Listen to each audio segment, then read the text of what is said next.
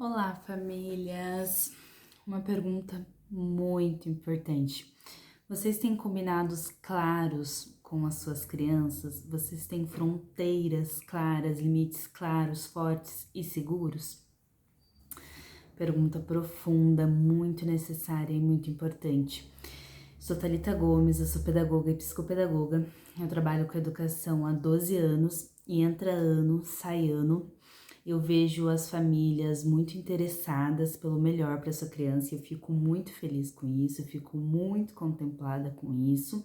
Só que eu percebo que às vezes as famílias focam demais no cognitivo, no racional, no lógico e deixam um pouquinho de lado o aspecto emocional, não nem que deixe de lado, mas às vezes não lidam tanto, não buscam tantas ferramentas, instrumentos para lidar com um lado emocional e com um lado de limites, com um lado de autonomia da criança segura. Então, eu tô aqui hoje pra gente conversar um pouquinho sobre isso, partilhar um pouquinho da minha experiência para contribuir com vocês e vocês contribuírem comigo, porque é algo que gera muito impacto na vida da criança, no aprendizado da criança e na dinâmica dela, na interação social, seja na escola, seja num espaço de educação não formal.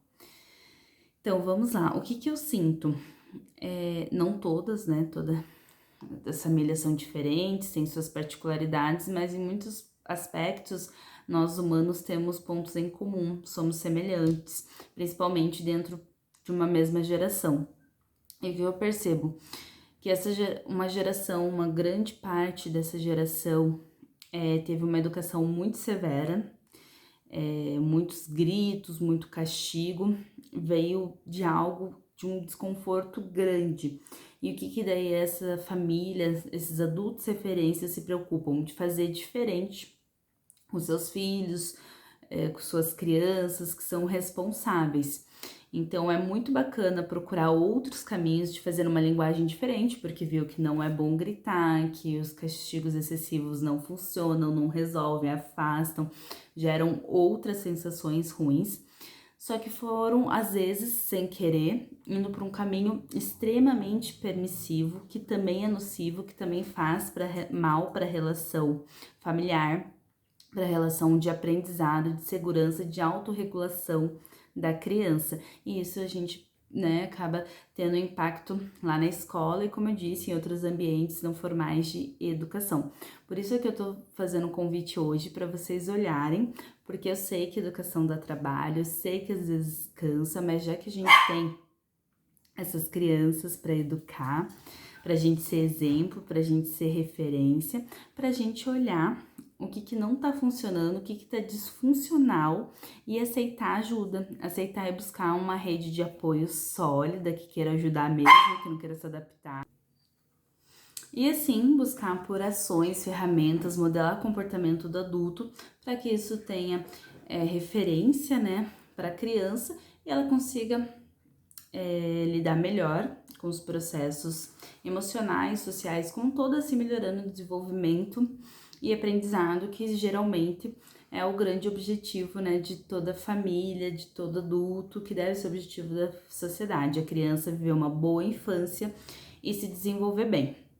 Então, responde nos comentários, responde no direct, me manda dúvidas nas caixinhas de pergunta que eu deixo. Tem algo disfuncional, tem algo que está gastando muita energia na relação com você, com sua criança? Se a resposta é sim, a gente pode olhar para isso com certeza e buscar estratégias, como eu disse, para a gente modelar. Por isso a pergunta, o nome desse vídeo, você tem claros combinados com a sua criança? Por muitas vezes a gente não tem clareza das regras da nossa casa, do combinado.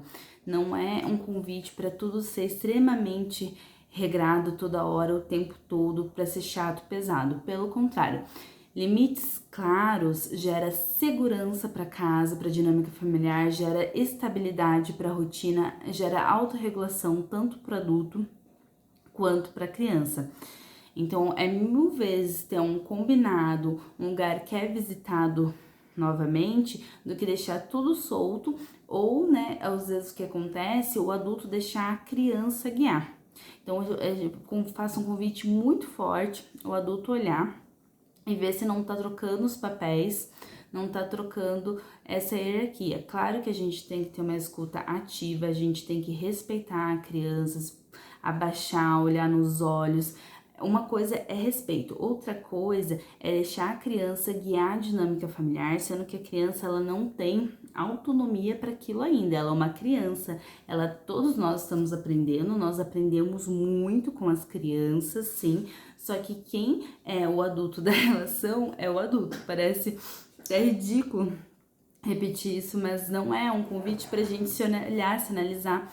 E muitas vezes eu, enquanto profissional da educação, eu tive muitas dificuldades com limites, até eu conseguir entender a minha postura, o meu lugar, o meu posicionamento, que eu sou referência para aquela criança, que eu escuto sim aquela criança, que eu respeito aquela criança, mas é eu que sou adulta, eu que sei o limite de certas coisas e cabe a mim de uma forma não autoritária, cabe de uma forma amorosa, mas segura, afetiva, firme, ser referência para aquela criança.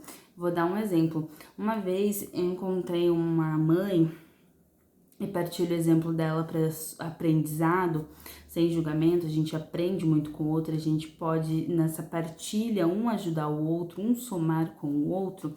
Ela estava bem angustiada porque a criança dela não queria almoçar, então ela ia dar cachorro quente. Ela vinha numa sequência de dias dando cachorro quente, estava muito aflita porque a criança não queria comer. E a gente fez uma reflexão e eu fiz um convite e a criança dela não ia querer comer realmente arroz e feijão. Se sabia que a criança esticasse um pouco a situação, ela ia comer sempre cachorro quente. Então as crianças falam muito bem, elas estão com uma aquisição de vocabulário boa, só que a gente não pode esquecer que ela é uma criança, ela não tem discernimento ainda para assimilar que se ela comer cachorro quente os 30 dias do mês, ela vai passar muito mal, ela vai ficar doente, deficiente de vitaminas e de ferro e que vai desencadear uma doença mais severa. Cabe o adulto colocar esse limite para a criança. Não existe condições de almoçar cachorro quente todos os dias. Se não almoçar agora, na hora do lanche volta com o almoço, não volta no outro. Aquela criança com fome, ela vai comer, ela só não vai comer se tiver um distúrbio muito forte alimentar e que daí é encaminhado para médico. Então isso que a gente tem que buscar essa clareza de resolver ali, colocar um limite, colocar um combinado, se a coisa continuar a se intensificar, procura um profissional. Não passe aperto sozinho, não passe dúvida sozinho. Procure um bom profissional que tenha experiência, que possa te dar uma luz. Não deixe essa situação se alimentar, evoluir. Então, tudo que está desconfortável numa rotina, dá para olhar, dá para melhorar. Não existe perfeição, mas existe sim algo mais suave, mais funcional, mais dinâmico. Não precisa passar anos e anos, deixar isso intensificar até chegar na adolescência.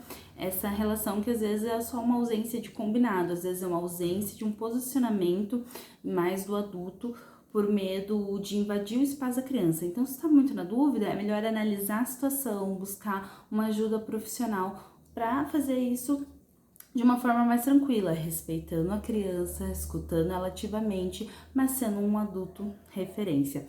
Eu te entendo, eu te acolho, eu sei que educar é difícil, demanda uma energia, mas a criança está no mundo, precisa ser educada, então é melhor a gente acolher o nosso cansaço, a gente buscar mecanismos de escapes, mas buscar também a melhor educação possível para as nossas crianças. E uma boa educação é com combinados claros, seguros, colocados de uma forma firme, mas amorosa, ok? Espero ter contribuído com vocês. Deixem suas dúvidas. Quem quiser falar mais do assunto, me avisa. Eu quis falar isso sobre hoje porque eu sinto muito nas realidades, né? E eu quero contribuir. Até o próximo encontro.